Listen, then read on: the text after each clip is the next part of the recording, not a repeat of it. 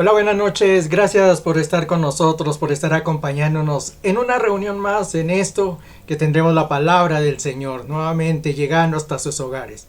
Saludamos a cada uno de ustedes. Gracias por la preferencia que nos tienen. Los invitamos a que compartan el link con aquellas personas que ustedes desean, que ellos también conozcan de la palabra del Señor. No voy a extenderme mucho, solamente voy a dejar esto en las manos del Señor, porque tenemos bastante material para hablar esta noche. Así es que los invito a que se pongan cómodos allí en su lugar y ya en un momento estaremos comenzando con este estudio de esta noche. Bienvenidos a todos, gracias por estar con nosotros.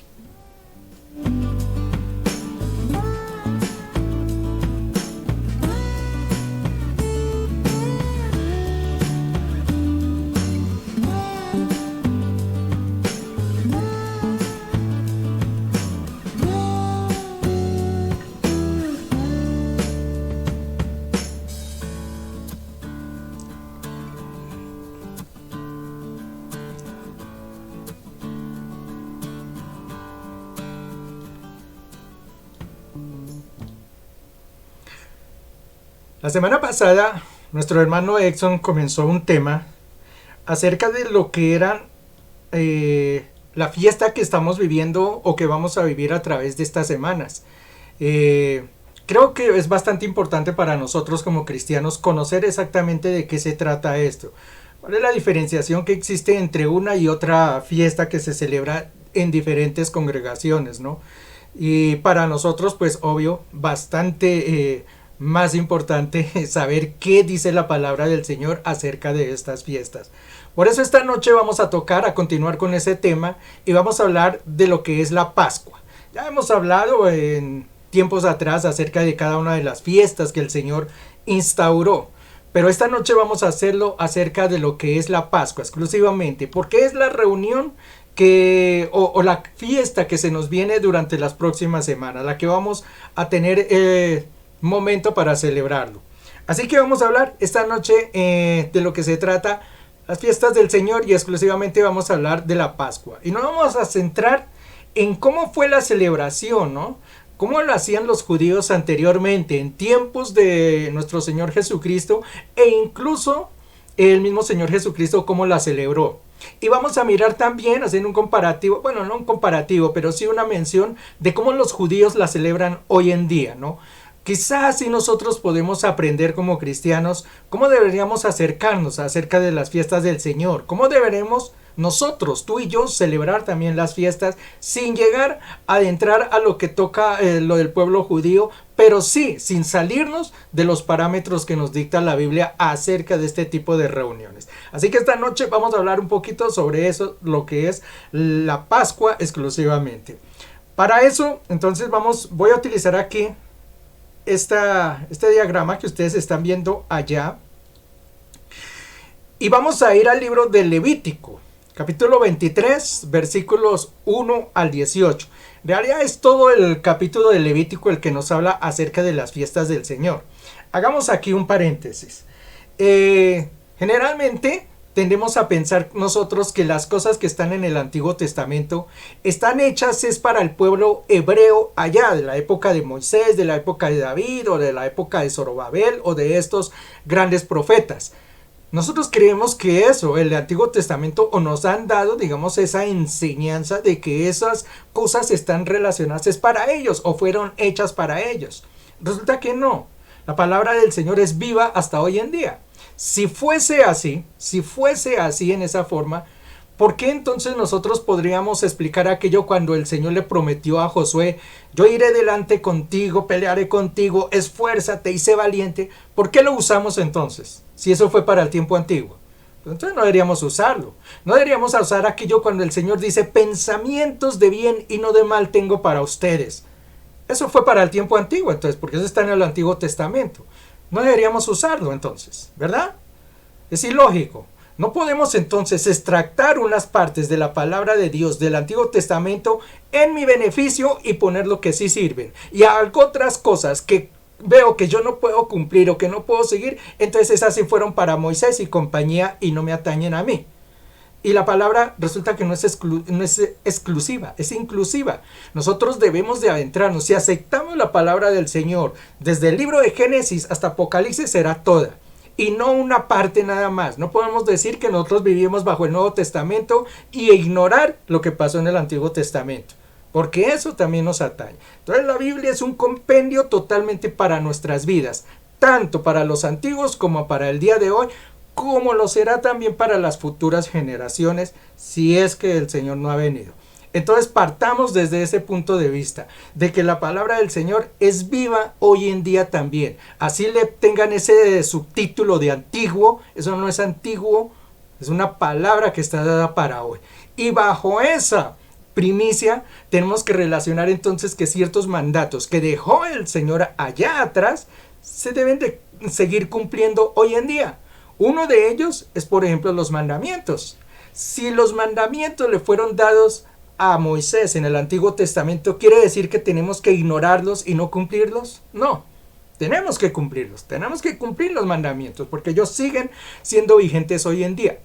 Pues resulta que en medio de esos mandamientos, nosotros mencionamos generalmente y conocemos que hay 10 mandamientos, esos son los que nos enseñan por allí. Pero hemos hablado a través de varias charletas que hemos tenido, que los mandamientos del Señor que fueron entregados al pueblo de Israel no fueron 10, fueron más de 600.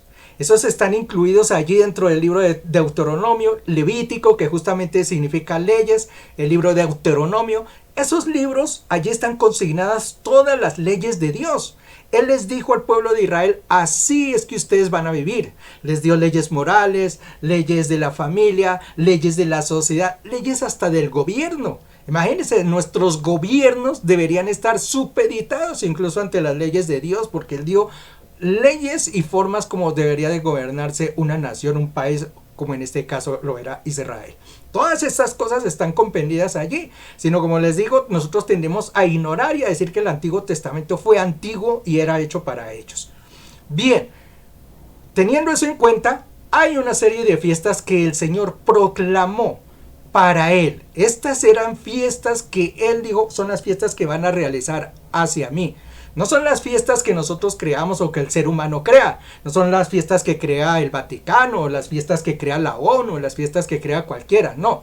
Estas fiestas que están mencionadas allí son fiestas que el Señor entregó y le dijo al pueblo de Israel: serán fiestas perennes. Perennes. Cuando hablamos de perennes, es por siempre. Ellas seguirán sosteniendo. Vamos a ver algunos versículos por allí más adelante que nos van a explicar y nos van a dar una visión acerca de esas fiestas.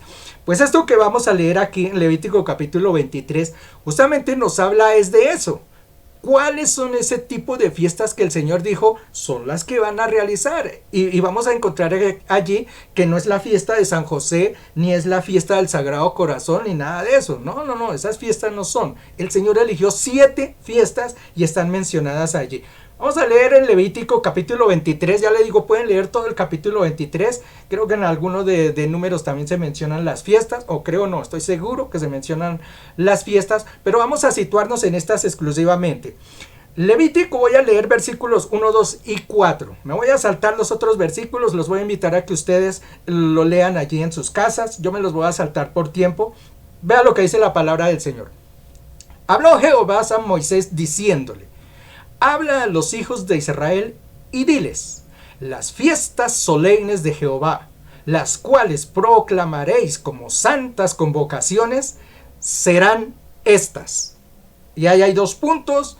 Yo ahí me salté y empieza una serie de muestras. Me salté al versículo 4 que dice: estas son las fiestas solemnes de Jehová, las convocaciones santas a las cuales convocaréis en sus tiempos. Nótese entonces que el Señor les está diciendo allí, bueno, hay una serie de fiestas y las van a realizar no en enero, no en febrero, no en diciembre, no en julio, no es cuando ustedes quieran. Él le dice en sus tiempos.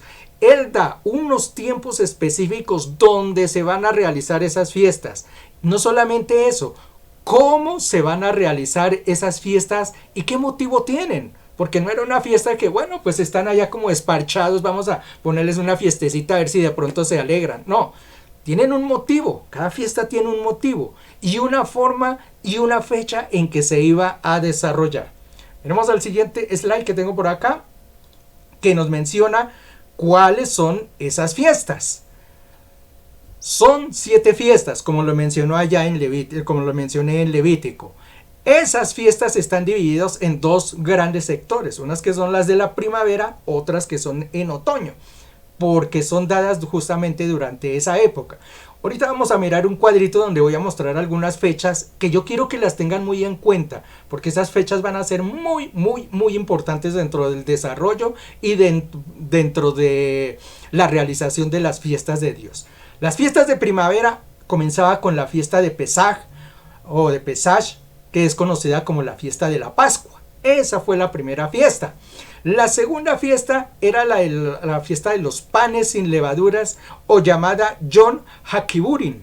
Esa era la segunda fiesta que celebraban. La tercera, la fiesta de las primicias o de Tu B'Shvat. La cuarta fiesta era la fiesta de las semanas, que también es muy conocida como la fiesta de Pentecostés o Shavuot, como los judíos la llaman. Esas eran las fiestas de primavera.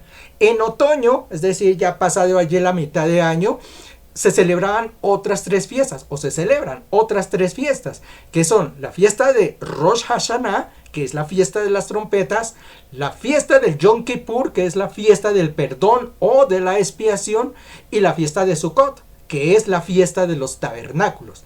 Estas fiestas, nosotros dimos unos estudios allí acerca de cada una de ellas. Así es de que si usted tiene dudas de cómo se celebran esas fiestas, qué es lo que el Señor pedía en esas fiestas, los invito a que busquen allí los links, por allí están las enseñanzas, donde hablamos de cada una de estas fiestas, específicamente lo que ellas estaban mostrando.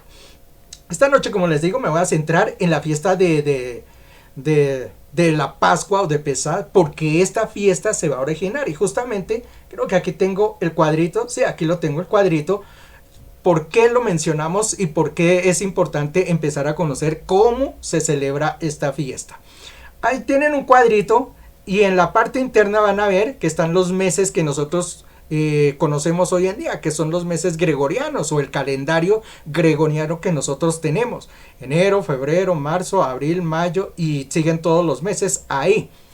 El pueblo de Israel, el pueblo de Dios, tenía un calendario distinto, y no un calendario que se lo inventó Moisés o se lo inventó David o que se lo inventó, vayamos más atrás, Abraham o Caín o Abel o alguno. No. Nadie de ellos inventó ese calendario. Ese calendario fue dado por el mismo Señor. El mismo Señor fue el que dijo: este será el primer mes del año, que era el mes de Nisan. Él mismo seleccionó cuál era el primer mes. Aquí lo tenemos en la parte de arriba, donde ustedes de pronto ven la flechita, los que pueden vislumbrarla. Allí está el mes de Nisan, que es el primer mes de los hebreos y fue dado por el Señor. Ese primer mes de Nisan, si ustedes ven, comparativamente con el calendario gregoriano, iría más o menos desde la mitad de marzo, que sería 14 de marzo más o menos, al 14 de abril.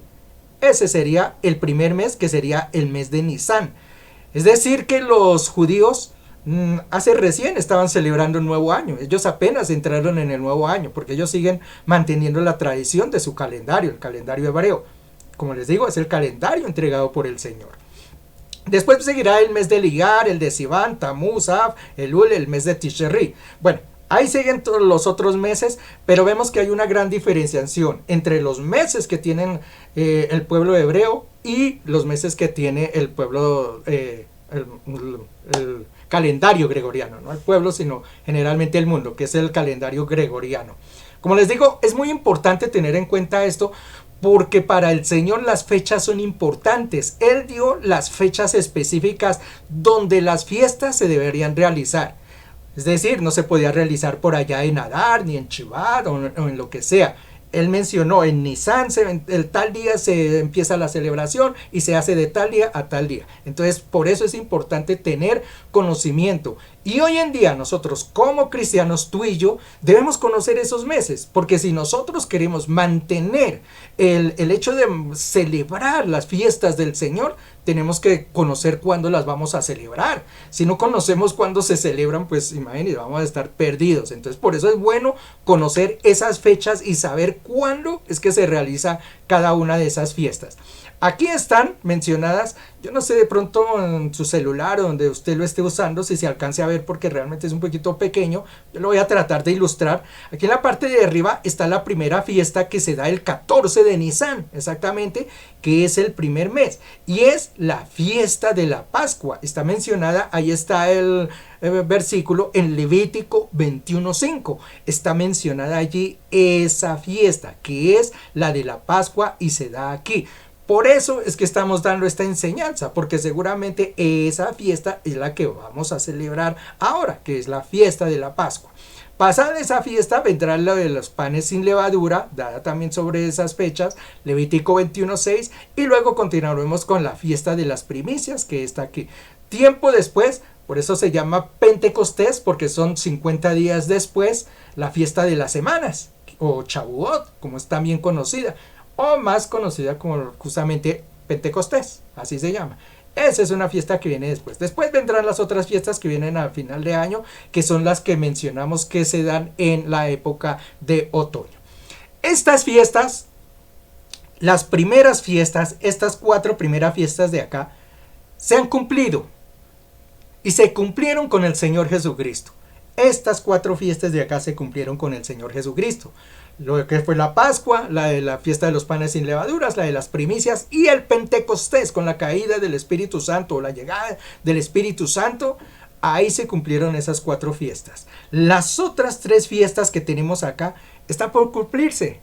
No se han celebrado aún. Por eso es necesario conocerla, porque esas fiestas se van a celebrar en un futuro. Yo creo que aquí tengo otro cuadrito, voy a pasar hacia allá. Este es el que quiero que vean. Están divididas ya las fiestas. Vean las fiestas de primavera en la parte de arriba. Creo que las pueden observar. La primera es la Pascua, que obviamente es la muerte de Jesús. La segunda es los panes sin levadura, que es representada en la sepultura de Jesús. La fiesta de las primicias, que es la resurrección de nuestro Señor Jesucristo. Y Pentecostés, obviamente, que es la caída o la llenura del Espíritu Santo, cuando llegó aquí en el aposento alto sobre los apóstoles, sobre los 120 que estaban reunidos allí. Esas fiestas se cumplieron entonces, pero hay estas 3 fiestas que están aquí, que son las fiestas de otoño, que no se han cumplido. La fiesta de las trompetas, que se refiere al rapto de la iglesia, la fiesta del día de Yom Kippur, o del perdón, o de expiación, como usted lo quiera llamar, que se menciona es la segunda venida de Cristo, y obviamente la fiesta de los tabernáculos, o Sukkot, que se va a cumplir en la época del milenio. Estas fiestas tienen que cumplirse. De ahí deducimos entonces que si las fiestas no se han cumplido todas, por eso hay que seguirlas manteniendo. Porque si no se han cumplido esto, el día que se cumpla esto, mejor dicho, ya podemos borrar las fiestas y no volvemos a celebrarlas. Pero mientras esto no se haya cumplido, quiere decir que debemos mantener esa tradición siguiéndola. Ahora, lo mencionamos también porque es importante conocer eso de esas fiestas. Porque uno podría decir, bueno, eso a mí no me interesan las fiestas, pues allá mirarán cómo lo haremos.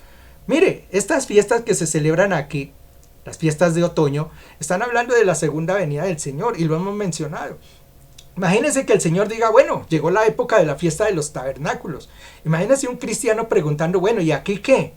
Pues si es una fiesta, ¿será que hay que llevar guaro o aguardiente? ¿Hay que llevar maracas o guitarra como una fiesta? Y es lo primero que seguramente van a pensar y van a llevar. Resulta que no. Por eso es necesario conocer esas fiestas, que uno sepa cuando lleguemos allá ese día el Señor diga, bueno, son la fiesta de los tabernáculos, nosotros ya sabemos de qué se trata esa cuestión y qué es lo que vamos a celebrar y cómo lo vamos a celebrar. Por eso es importante para un cristiano conocer cómo se va a realizar esto. No podemos llegar allá ignorantes de la palabra y saber esto cómo se hacía. Esto es lo que nos vamos a centrar entonces en lo de las fiestas. Bien, la semana pasada, cuando el hermano Edson mencionó acerca de lo de la fiesta que va a tener, digamos, el pueblo judío con esto de la fiesta del Pesaj, hizo un comparativo con la fiesta no es una fiesta, ¿no? Digamos la conmemoración de la Semana Santa, y voy a mencionar aquí bastante la Iglesia Católica. No es de mi gusto mencionar generalmente otras congregaciones, pero lo tengo que hacer porque es una festividad o es una conmemoración que es bastante grande y se va a realizar durante este tiempo y es necesario mencionarla para poder tener algún entendimiento, ¿no? Alguna claridad acerca sobre estas dos celebraciones. Resulta que nosotros no nos podemos dejar confundir, ¿no? La gente piensa que la fiesta de la Pascua del pueblo judío y la fiesta de la Pascua que celebra la Iglesia Católica Romana son las mismas fiestas. Y resulta que no son las mismas fiestas. Ni siquiera se parecen. Ni siquiera en los motivos con los cuales se van a celebrar. Porque son dos cosas totalmente distintas las celebraciones que se toman allí. Empecemos por decir que la Iglesia Católica Romana no celebra las fiestas de Dios. Simplemente las ignoran. Para ellos las fiestas de Dios son del Antiguo Testamento y allá quedaron. Entonces ellos no celebran las fiestas de Dios, que son las fiestas que ya mencionamos anteriormente. Si ellos no celebran las fiestas de Dios, ¿por qué van a celebrar la Pascua? Pues no tiene sentido, ¿no? No celebran la Pascua. Ellos hacen una conmemoración, es acerca de la resurrección, la crucifixión, la muerte, el calvario que tuvo Cristo. Para quienes conocen bien más o menos lo que son los fundamentos de la Iglesia Católica Romana, saben que durante esa semana lo que se conmemora es eso. Empiezan desde una fecha que se llama el Domingo de Ramos, que es la entrada de Cristo a Jerusalén, cuando la gente lo recibió con palmas y con ramos allí, ¿no? Hasta la resurrección de Cristo, que pasa 8 días después, a la semana siguiente. Eso, durante esa semana, lo que conmemora la Iglesia Católica, ustedes se dan cuenta, es todo el viacrucis que vivió Cristo, lo que fue su Santa Cena, lo que fue la crucifixión, lo que fue la muerte y lo que fue la resurrección. O sea, ellos conmemoran eso. Ese es el fundamento de ellos durante esta semana. Pero resulta que la Pascua que menciona allí el Señor, la fiesta que Él está mencionando, esa primera fiesta no se refiere a eso. Porque esa primera fiesta que se llama Pascua, que dejó allí el Señor, que mandó Dios, esa fiesta lo que conmemora es la liberación del pueblo de Israel de Egipto. Salir de la esclavitud hacia una tierra prometida. Entonces nótese que los dos son totalmente distintos. Unos celebran es la liberación de la esclavitud, otros conmemoran es la muerte de Cristo. Entonces no son iguales las dos celebraciones. La confusión nace es en que se celebran la misma semana. Por eso se cree que esa Semana Santa es igual a la semana o a la Pascua que está realizando el pueblo judío, porque se les celebran la misma semana. Pero resulta que coinciden casi en las fechas, casi, no siempre. Coinciden en las fechas es porque justamente cuando Jesús muere, cuando es llevado al Calvario, Él está como judío celebrando la fiesta de la Pascua. Es decir, Él estaba yendo, vamos a mirar ahorita algunas tradiciones y cómo ellos celebraban la Pascua. Él era celebrando esa festividad. Por eso se da entonces el hecho de que la muerte de Él, que es en esa semana, se da la misma situación en que se presenta la Pascua de los judíos. Se da la misma semana. Por eso existe esa confusión, que al celebrar las dos fiestas, tanto la Iglesia Católica como el pueblo judío celebran esas dos fechas en la misma semana, se cree que están celebrando lo mismo. Y resulta que no se dejen confundir. La Iglesia Católica celebra y conmemora la muerte y resurrección de Jesucristo. El pueblo judío, el pueblo cristiano, conmemora en esta semana es la fiesta de la Pascua, que es la salida hacia una tierra prometida del pueblo hebreo. Por eso, mire, yo busqué una definición acerca de esto en Wikipedia, ustedes la pueden buscar también, van allí a Wikipedia y van a encontrar estas definiciones. Esta no me la inventé, yo hice copy y paste. O sea, copié y pegué para que vean cómo están definidas y realmente son dos fiestas totalmente o dos eventos totalmente distintos. Habla de la fiesta judía en esta forma. Dice, es una festividad religiosa que se celebra en la primera luna llena de primavera. Creo que esto lo mencionamos, ya le digo en las enseñanzas que tuvimos allá, porque era que se celebra, no lo voy a tocar esta noche, simplemente se celebra la primera luna llena de primavera, en la que los judíos conmemoran la liberación de la esclavitud de su pueblo en Egipto. Dese cuenta entonces cuál es la fiesta judía, cuál es la Pascua, la verdadera Pascua. Esa es la Pascua. De hecho, ¿ustedes saben qué significa Pascua? Nunca se le ha pasado por la cabeza preguntarse qué es eso de Pascua.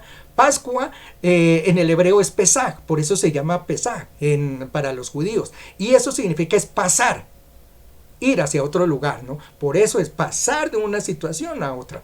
Eso es la fiesta judía. Y la fiesta católica, mire cómo está definida. Dice, festividad religiosa que se celebra el domingo después del plenario posterior al 20 de marzo. Eso tiene que ver algo que ver con el equinoccio de la Tierra, la posición en que está y por eso la fecha de la Semana Santa varía. Eso también tiene alguna explicación que no la voy a tocar esta noche. En que los cristianos conmemoran la resurrección de Jesús. Entonces ahí se puede notar de una vez que son dos eventos distintos. Entonces lo primero que tenemos que mirar es que tenemos que dividirlos. Ni son las fiestas iguales, ni los dos están conmemorando lo mismo, y empezando que la Iglesia Católica no conmemora las fiestas de Dios. Simplemente las ha ignorado y las ha dejado que eso sea para el pasado. Entonces no pueden ser las mismas reuniones. Como no son las mismas reuniones, entonces no voy a tocar lo de la Iglesia Católica, lo que ellos hacen durante la semana, esto porque ellos están celebrando o están conmemorando una situación totalmente diferente. Nosotros vamos a hablar es de las fiestas de Dios y vamos a hablar es de la fiesta del Pesaj. Entonces me voy a centrar es justamente en eso. Cómo el pueblo de Israel, cómo los judíos, cómo Cristo mismo celebró el Pesaj obedeciendo los mandatos del Señor, y cómo hoy en día el pueblo judío lo celebra continuando con esa tradición. Así es que vamos a ese puntico. Para eso vamos a voy a leer una cantidad de versículos aquí, porque para conocer, digamos, cómo celebraba, ya vimos que el Señor fue el que ordenó la Pascua, ¿no? Pero para saber cómo se celebraba la Pascua, vamos a usar varios versículos y que sea la palabra del Señor la que nos muestre cómo el pueblo de Israel lo hacía. Tengan en cuenta, eso sí, que la Pascua, la primera vez que se celebró la Pascua, no era una fiesta. Porque la Pascua, si nosotros vamos al libro de Éxodo capítulo 12, nos damos cuenta que la Pascua se celebró allí estando el pueblo de Israel en Egipto. Y a ese tiempo ni las leyes que habían sido dadas por el Señor, ni las fiestas habían sido dadas por el Señor. Eso lo hizo el Señor, fue cuando el pueblo de Israel estaba en el desierto, cuando ellos ya habían salido de Egipto. Entonces a estas alturas, cuando se celebra la primera Pascua, ellos están en Egipto como esclavos. No existían las fiestas, no existían las leyes de Dios, o sea, esos mandatos que después se van a mencionar. Entonces esa primera Pascua se celebró antes de que fueran mencionadas como fiestas. Ya cuando están en el desierto, el Señor llama a Moisés, él va allá al monte Sinaí y el Señor le entrega las leyes, y en esas leyes, como les digo, le entrega lo que son las fiestas. Entonces allí es donde aparecen las fiestas que se van a celebrar. Por eso vamos a ir al libro de Éxodo capítulo 12, y voy a leer versículos 1 al 3. Ahí vamos a mirar, ya le digo, préstenle atención, es cómo el pueblo de Israel debía de celebrar la Pascua.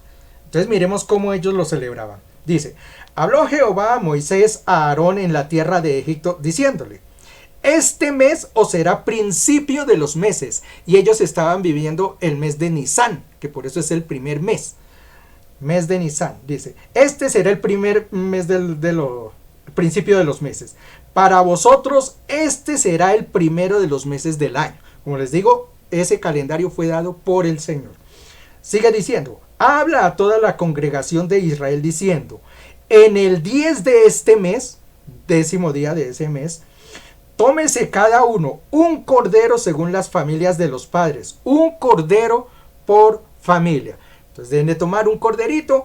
Ahí hacia abajo ustedes pueden seguir leyendo, les da las especificaciones. Un cordero que no tenía que tener defectos, que tenía que ser menor de 1 año, que tenía, bueno, ciertas cualidades que tenía que tener. Ustedes lo van a leer después allí. Yo les voy a saltar, voy a irme al versículo 14 y al versículo 15. Mira lo que dice la palabra allí.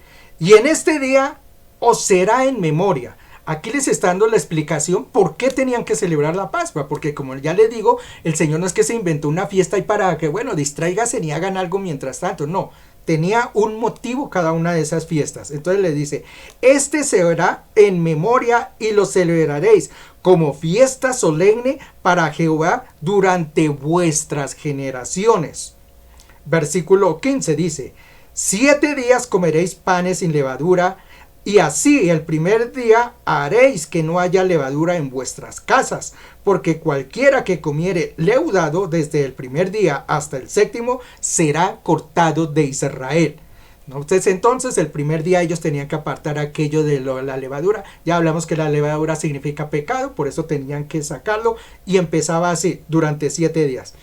Dice el versículo 16, el que no cumpliera, mire que termina ya diciendo la palabra de Dios, el que no cumpla con estos requisitos, fuera del pueblo de Israel, no tenía perdón. Versículo 16 dice, el primer día habrá santa convocación, y asimismo el 7º día tendréis una santa convocación. Ninguna obra se hará en ellos, excepto solamente que preparéis lo que cual haya de comer. La orden era, entonces vamos a tener una semana, el primer día será santa convocación. Cuando se habla de santa convocación son ayunos, son oraciones, un acercamiento hacia Dios. Comienza así la semana, tienen una semana donde van a tener un encuentro con el Señor, donde van a estar comiendo, por ejemplo, elementos, panes sin levadura y ciertos alimentos que Él les menciona. Como le digo, no los voy a leer todos, ustedes van a investigar allí qué podían comer, qué no podían comer. Y el 7º día, cuando ya termine la semana, vuelven otra vez santa convocación, es decir, se reúne el pueblo, nuevamente ayuno y oración.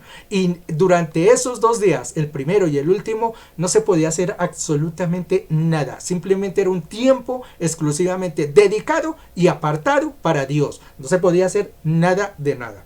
Bueno, sigamos. Versículo 17 dice, y guardaréis la fiesta de los panes sin levadura, porque en este mismo día saqué vuestras huestes de la tierra de Egipto.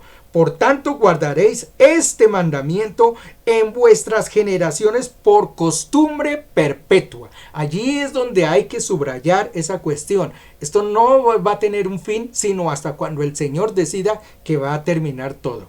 Será perpetuo hasta cuando el Señor diga por todas vuestras generaciones. Voy a saltar al versículo 24. Dice, guardaréis esto por estatuto para vosotros y para vuestros hijos para siempre, generación en generación.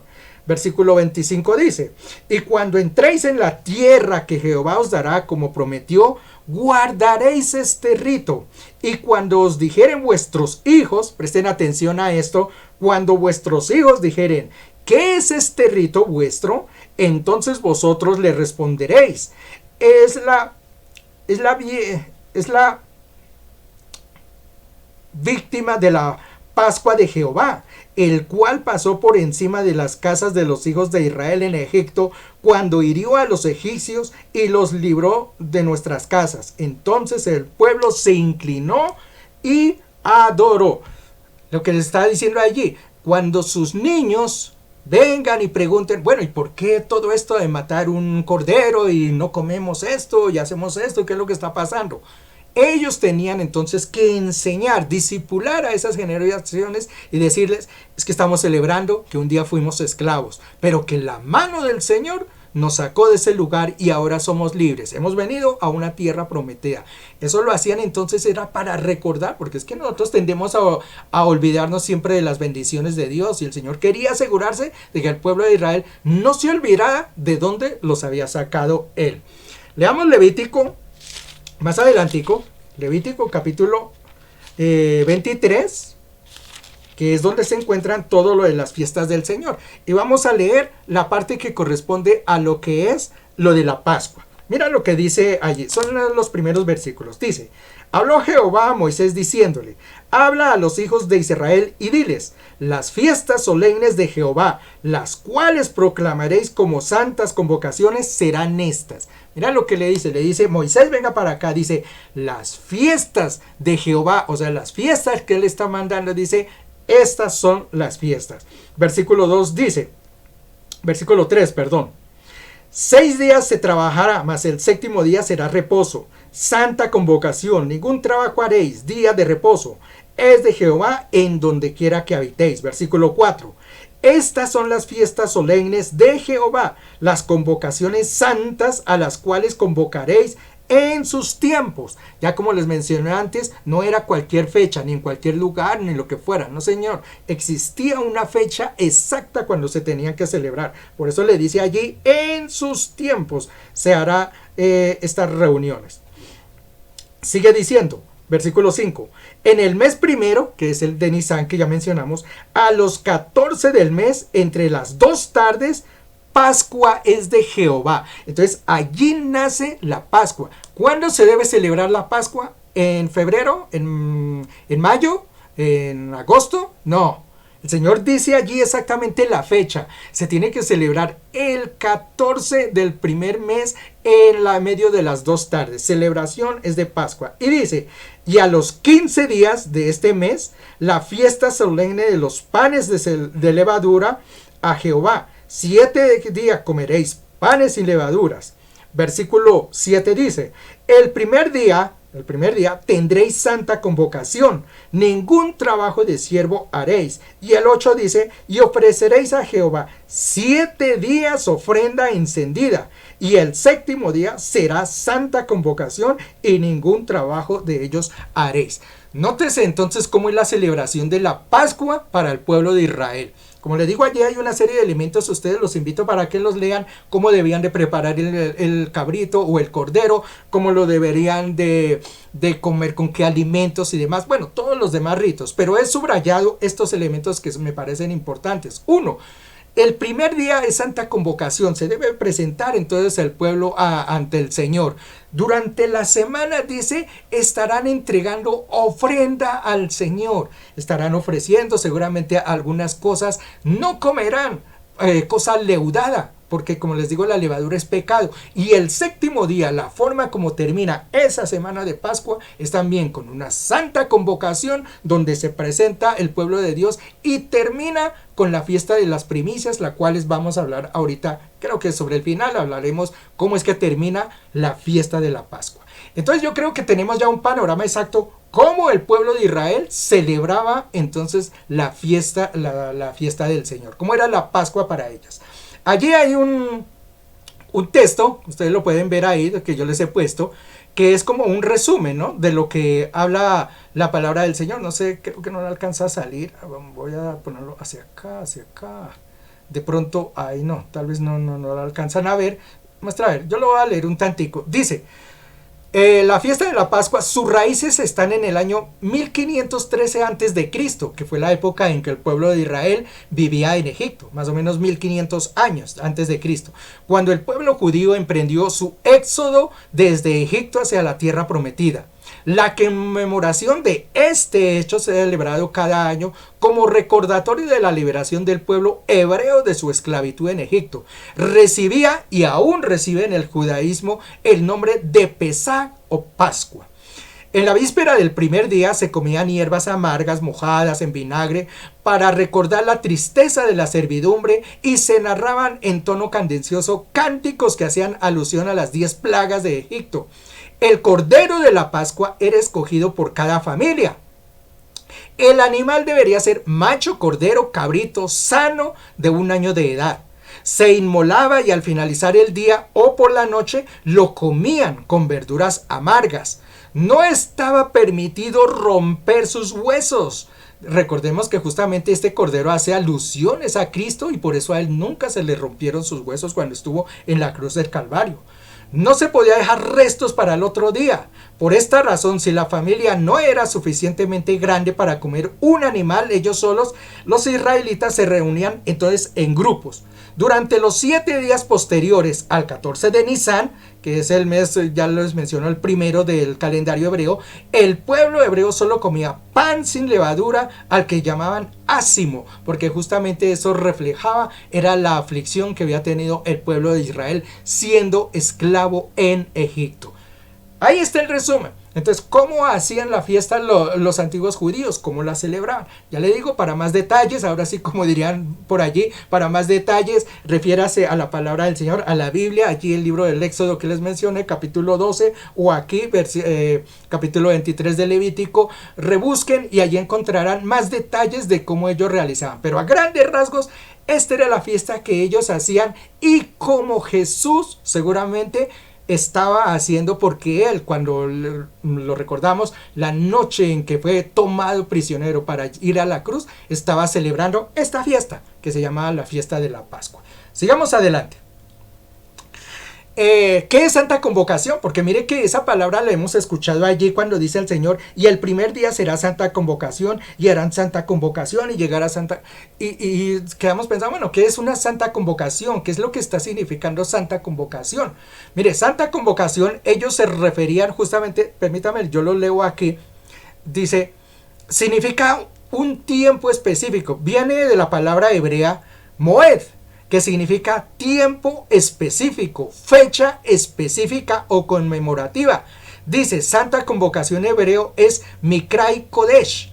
Mikrai significa lugar de reunión o anuncio de reunión. Y Kodesh viene de la palabra Kadosh, que significa santo o santa. Por eso entonces esto se menciona como una Santa Convocación. Es una reunión en la cual se acercaban a Dios. Obviamente por eso era santa, ¿no? Y convocación es por eso, porque era una reunión a la cual se llamaba el pueblo para que asistieran a presentarse ante la presencia del Señor. Entonces, cuando hay una santa convocación, era que el pueblo tenía que presentarse ante el Señor. Bueno, sigamos adelante. ¿Cómo es la celebración judía? Porque entonces eso es lo que vamos a ver. ¿Cómo es que ellos lo celebran hoy en día? Algunas de estas cosas la celebraban también los antiguos, porque esta es una tradición que ha venido desde Moisés, desde Josué, desde David, desde Salomón, desde Zorobabel, desde Nehemías. Todos los profetas la han venido haciendo, ellos de uno a uno la han venido pasando, pero no lo han venido pasando de boca en boca, porque de boca en boca ustedes saben lo que pasa con las cosas. Yo creo que muchos de ustedes han jugado lo que es teléfono roto, ¿verdad? Y se han dado cuenta que muchas veces cuando empieza una frase acá, mientras da la vuelta en un grupo, cuando llegue por acá, ya lo que se ha dicho en un principio ya no tiene ni parecido. Eso pasa cuando las cosas van de boca en boca. ¿Cómo me aseguro yo de que las cosas perfectamente vayan? Pues obviamente a través de un papel, a través de un manuscrito, a través de algo. Pues el pueblo judío tiene un librito, que lo vamos a ver ahorita, tiene un librito donde ellos tienen escrito cómo se tiene que realizar paso a paso, cosa por cosa, cómo se tiene que celebrar esta fiesta de la Pascua. Ya lo vamos a ver ese librito porque para ellos es muy importante. Eso no es que ellos dicen, bueno, entonces ya llegó el momento de comer cordero, venga, nos sentamos acá y ahora la copa y esto. No. Tienen un librito especificado desde esos tiempos donde se decía esto primero, esto segundo, esto tercero, esto cuarto. Es decir, hay un calendario, una forma escrita allí de cómo se tiene que realizar esta celebración de la Pascua. Eso es lo que vamos a ver ahorita. Vea, dice, el día anterior, como ya vimos que es una santa convocación y tenían que prepararse para eso, los judíos generalmente toman los productos que son leudados, como el pan y ciertos cereales, y los sacan de la casa y se preparan a tener el seder o el banquete familiar. El seder es el banquete que van a tener la primera noche, que es la que nos habló aquí la palabra de Dios, que es la reunión que ellos tenían. Es más o menos la cena que tuvo Jesús cuando fue tomado prisionero para ir a ser crucificado. Esa reunión se llama Seder, es el banquete donde comienza la celebración de la Pascua. Entonces el pueblo judío lo primero que hace, claro, para presentarse ante Dios es sacar el pecado. Y una forma de sacar el pecado es que ellos el día anterior a la realización de esto sacan lo que es el pan que está leudado, todo lo que contiene cereales que no pueden ellos comer o algunas cosas las sacan de la casa y se preparan para ese tipo de reunión.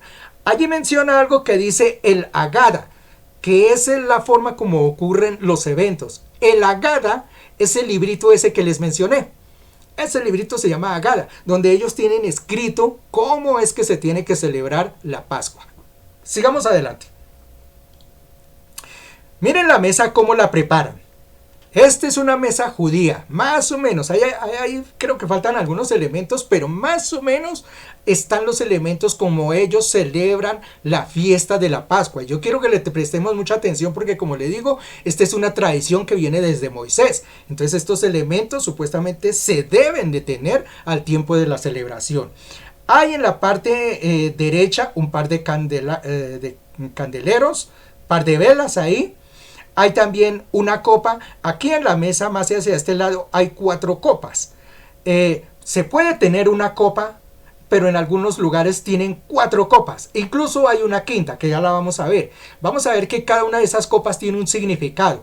En algunas solamente tienen una copa, pero esa copa la van a llenar varias veces. Y cada una de esas va a significar algo. Ya lo vamos a ver. Tienen además, mira aquí el libro que les mencionaba de la Haggadah. Este es el libro, el de acá, donde justamente tienen las instrucciones de cómo se va a realizar lo que es la Pascua. Tienen algunos elementos aquí, algunas frutas, tienen un huevo duro porque sí se usa el huevo en las celebraciones de ellos. Tienen algunas especies, obviamente amargas como se menciona allí. Tienen también, mire, aquí hay una tela y debajo hay un plato. En algunas otras tienen encima de ese plato lo que hay son 3 panes, solamente 3 son contaditos, son 3 panes que van ahí, obviamente no están leudados. Aquí está tapado.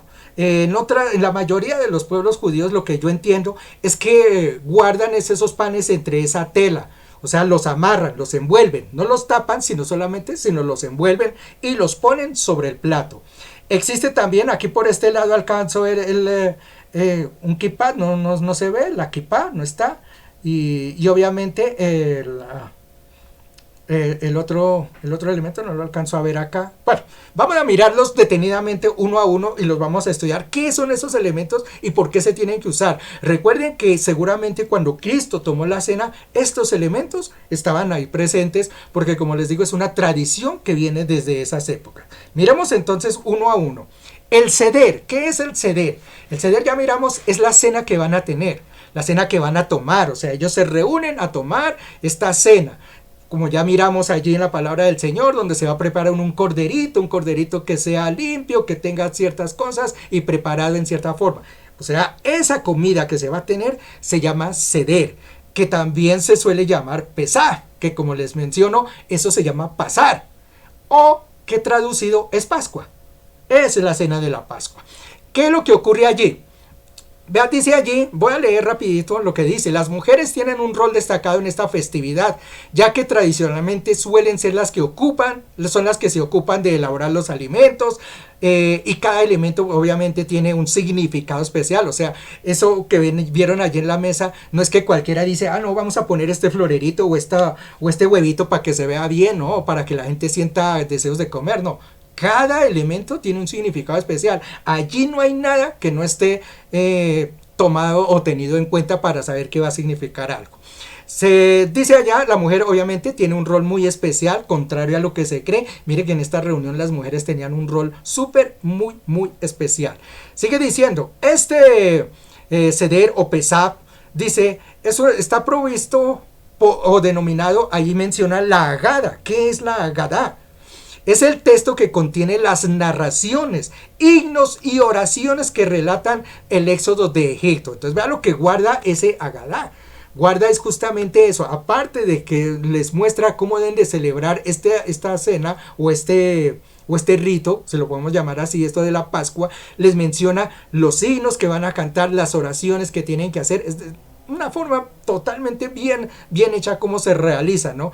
Dice, no puede faltar en la mesa las velas, una bandeja que contiene hierbas amargas, papas hervidas, manzana rallada con nueces molidas y miel. Eso se llama jaroset. Y como les digo, cada elemento tiene una implicación.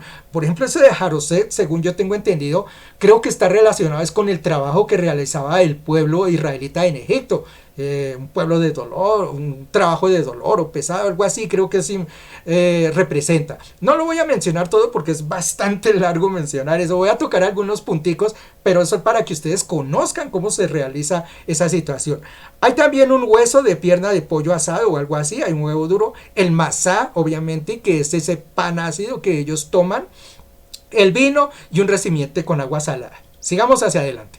Miramos entonces cada uno de estos elementos. Empezamos con la copa del ceder. Esta copa, que ya les digo, en algunos lugares no es sino una. En otros se ponen las 4 copas. Cuando es la sola copa, dice que es una copa súper recontra especial para el pueblo judío. Ellos la toman, la guardan año tras año y dicen que es el artículo de mayor valor generalmente que hay en una casa de ellos. La guardan, es de mucho valor, la guardan y solamente la usan en esta ocasión. Es la copa del ceder, que es la que vimos allí. ¿Qué más tienen en la mesa? El plato y los panes. Les mencioné que hay un plato y que hay allí un paño. Recuerda, hay unos panes. 3 panes. 3. 1, 2, 3. No hay más sino esos. 3 panes puestos uno encima del otro, que no tienen levadura. Están envueltos en ese paño y están tapados o están puestos sobre el plato. El plato generalmente dice que tiene que hacer juego con la copa. Es decir, no pueden ser así tan distintos. Es una forma en que ellos guardan su tradición. Tengan en cuenta lo de los panes también. Otra cosa, el Agadá.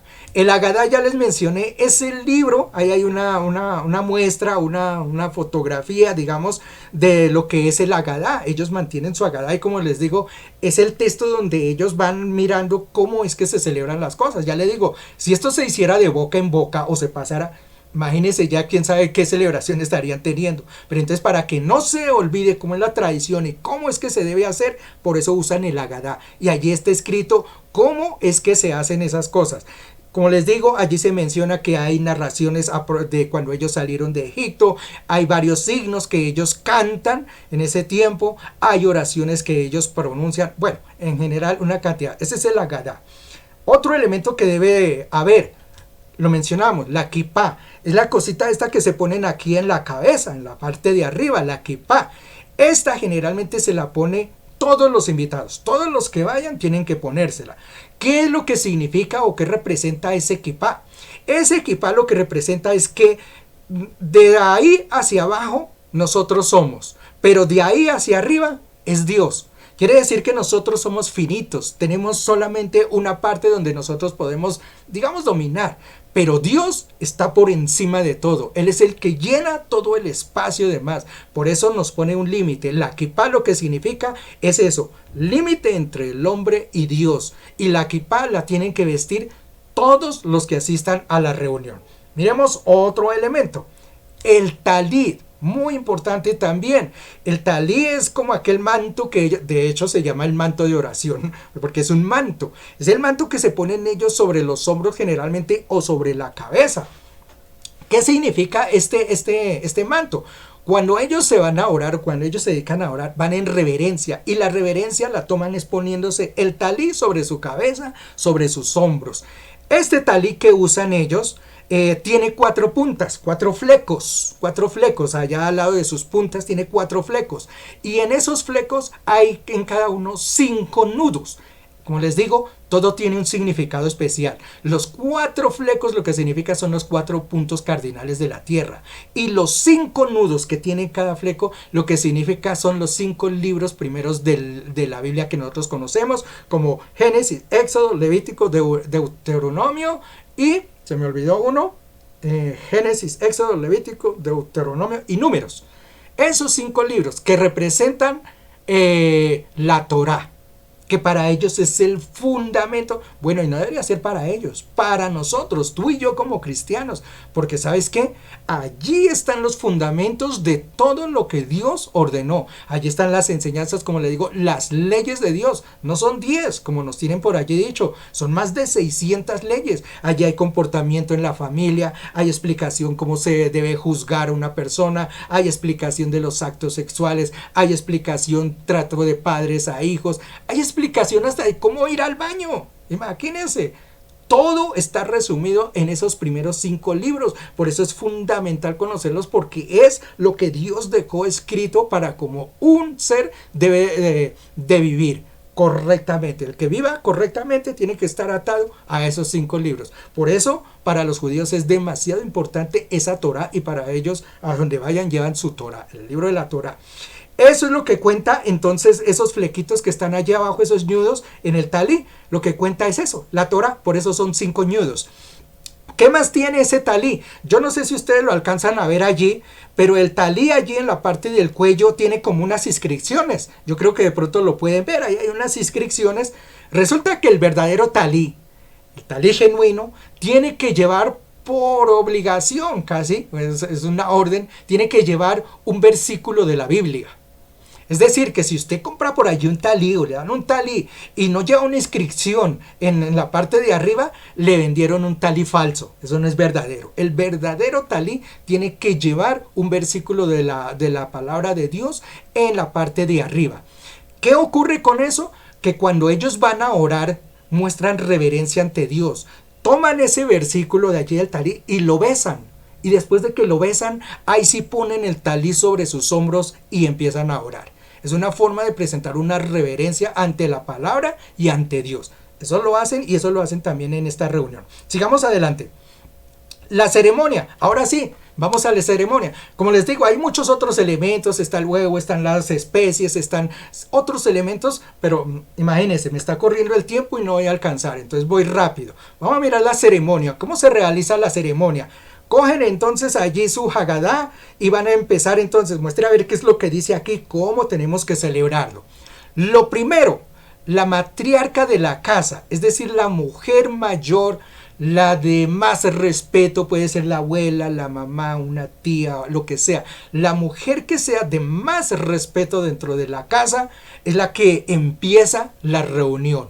Entonces están reunidos allí en la mesa con estos elementos que les digo, y la que entra entonces a abrir la apertura de esa ceremonia es la matriarca. ¿Qué hace ella? Cubre su cabeza. Recuerden que para los judíos, y Pablo mismo lo dice, las mujeres no se deben de presentar ante la presencia del Señor con su cabeza descubierta.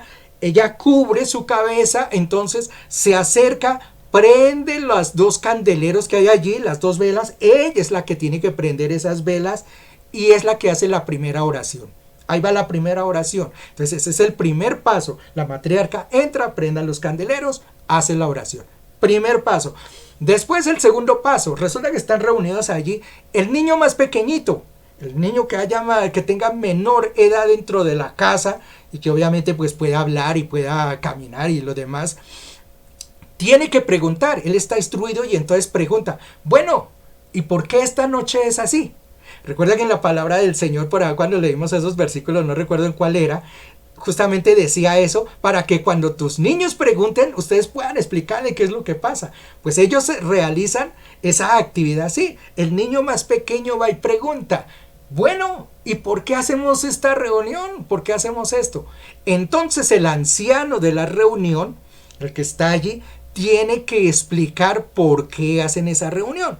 Él tiene entonces que explicar qué significa el haber salido de esclavos de Egipto, por qué están teniendo esa reunión, cuándo se creó esa reunión, explicar cada uno de los elementos que hay en la mesa, qué significan. Es decir, él tiene que dar una visión por qué están haciendo totalmente eso, de todo. Eso lo hace entonces el anciano y es la segunda cosa que se realiza. El tercer paso que ellos realizan, el anfitrión de la reunión. ¿Quién es el anfitrión de la reunión? El anfitrión de la reunión generalmente es el patriarca de la casa, que puede ser el papá, el abuelo, el tatarabuelo, el hermano mayor si es el responsable de la casa. Es decir, el varón que sea responsable de la casa. Sí.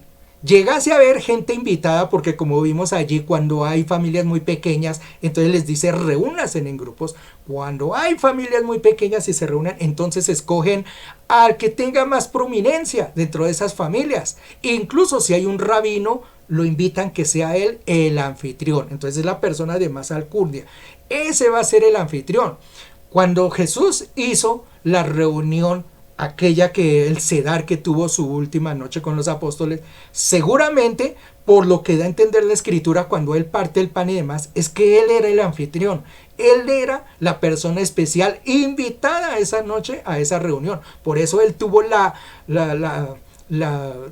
¿qué? ¿Le puedo decir la fortuna? No, esa palabra no está bien. Digamos, él presentó, mejor dicho, él fue el que presentó el pan, porque fue el que se lo dio a los discípulos. Seguramente entonces él era la persona de mayor alcurnia que había en ese momento. Ok, esa persona que es de mayor alcurnia, el tercer paso que se hace allí es que él lava las manos. Le pasan agüita seguramente y él se lava las manos. Y no por el COVID, ¿no? Sino se las lava es por mostrar santidad, que el pueblo de Dios está preparado para ir a la presencia de Dios. Lo que significa eso es limpieza del cuerpo, limpieza del ser, limpieza del pueblo, de los que están presentes para ir a la presencia de Dios, porque recuerden que esto es una fiesta de Dios y es al Señor al que se está celebrando en ese momento.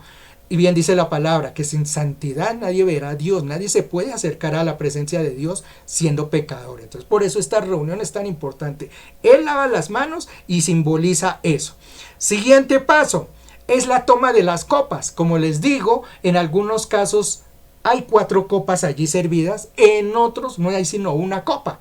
Pero esa copa la van a servir varias veces, porque eso tiene un significado cada una de esas copas. Miremoslas. Hemos mencionado 4, pero ya les digo, hay una quinta que generalmente no se habla, pero que está. Hoy la vamos a tocar un momentico.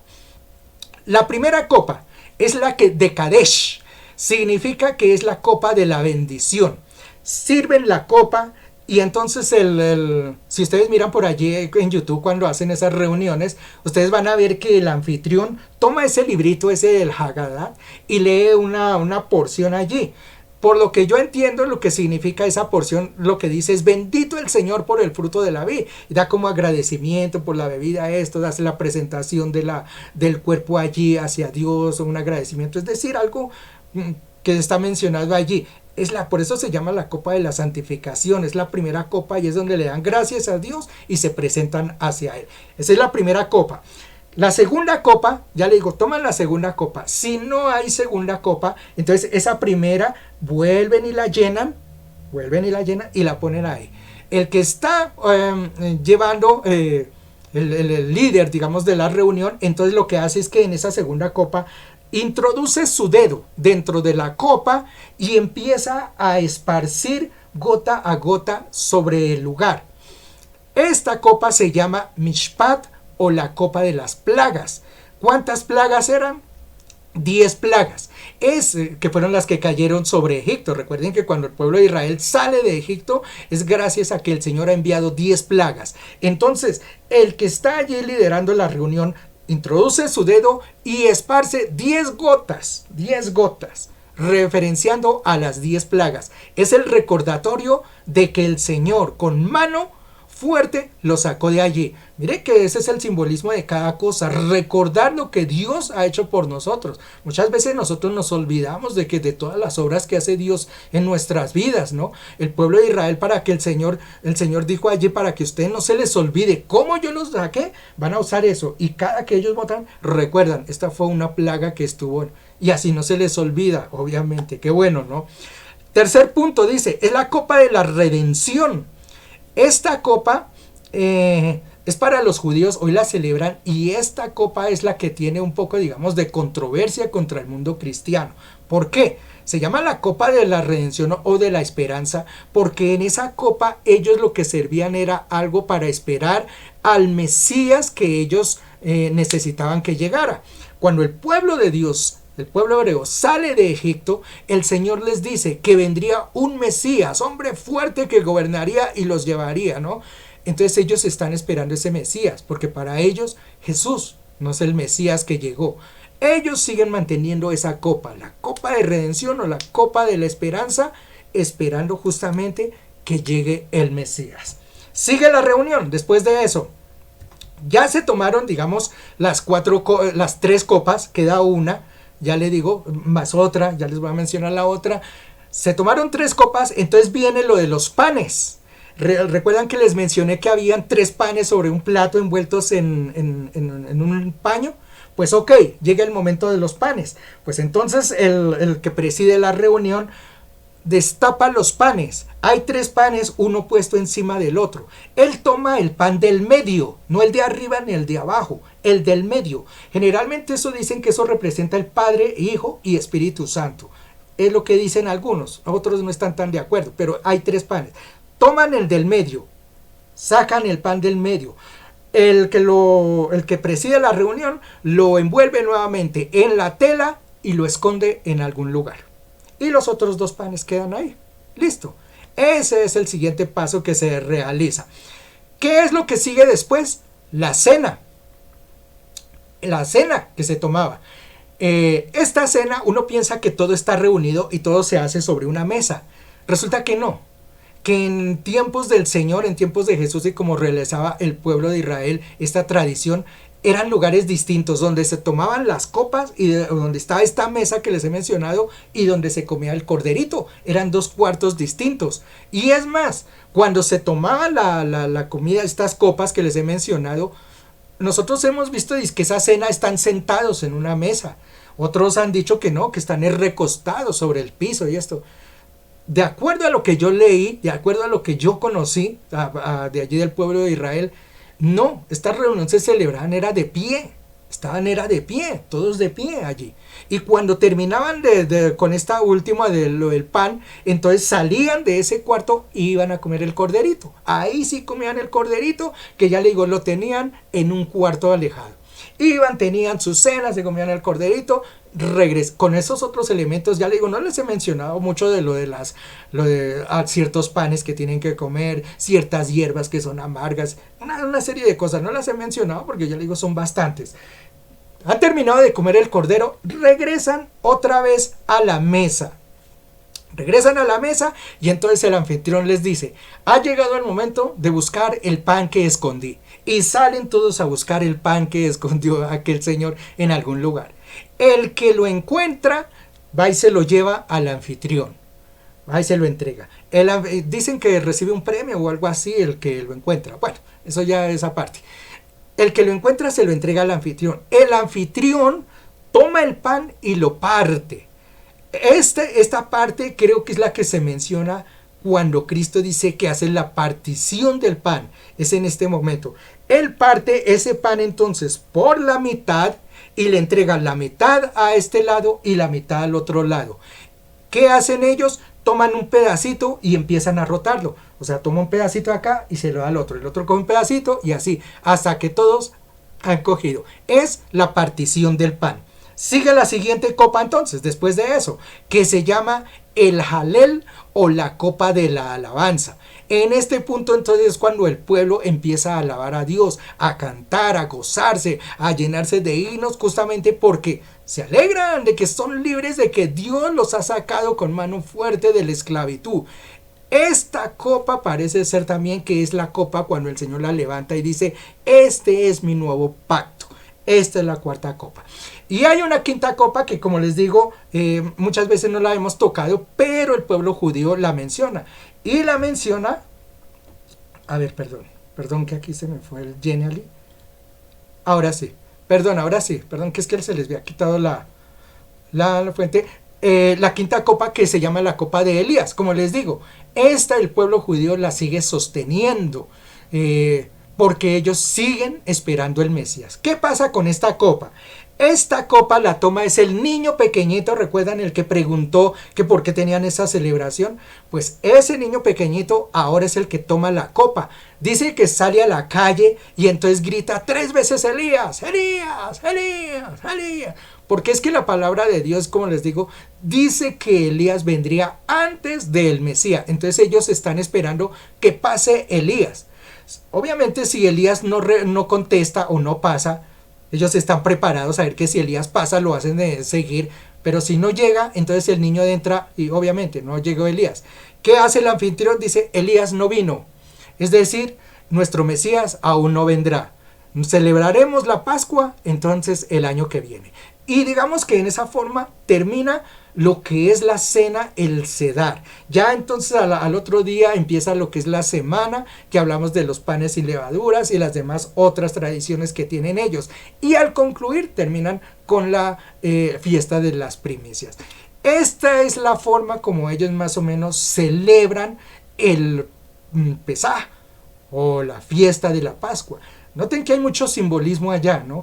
Y como les digo, esta es la fiesta que celebró seguramente Jesús en su momento. Lo celebró con los apóstoles y demás. Gloria al nombre del Señor.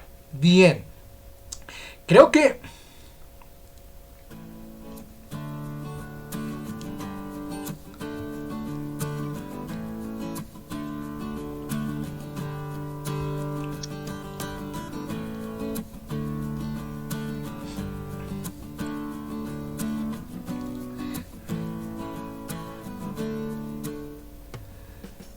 como les mencioné, esto lo hacemos más que todo es para que ustedes tengan conocimiento cómo era que se celebraban las fiestas del Señor, ¿no? ¿Qué era lo que tenía o qué es lo que se debe realizar dentro de esas fiestas? Volvemos al punto de que nosotros no queremos llegar a ser judíos y a realizarlo como de pronto ellos lo hacen y tener toda esta serie de cosas, pero sí de todos modos hay que guardar cierto respeto y cierta conmemoración recordando esas fiestas, porque como le digo, el Señor expresó que estas son fiestas perennes que nosotros debemos de seguir.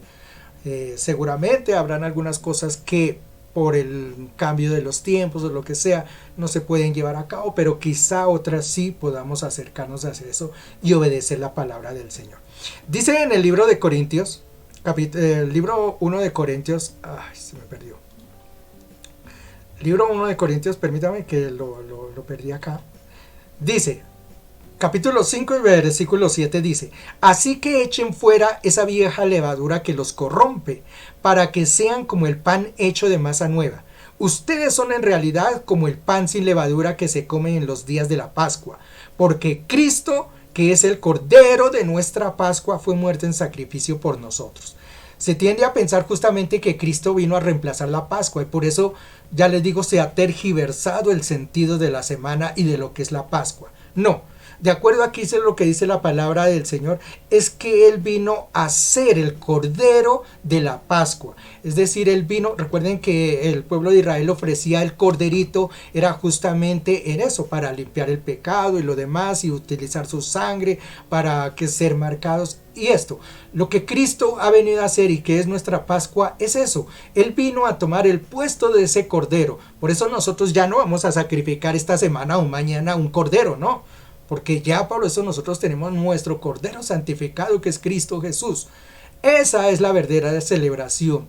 Reconocer que nuestro Cristo ha tomado el puesto de ese Cordero. Y la fiesta del Señor no ha venido Cristo a quitarla, sino ha venido a ser parte de esa fiesta. Por eso esa celebración que el Señor sigue teniendo allá en su palabra, debiésemos nosotros también mantenerla. Nuestro Cordero Pascual es Cristo Jesús y nuestra fiesta, como el Señor la manda, es nuestra fiesta de la Pascua. Gloria al Señor.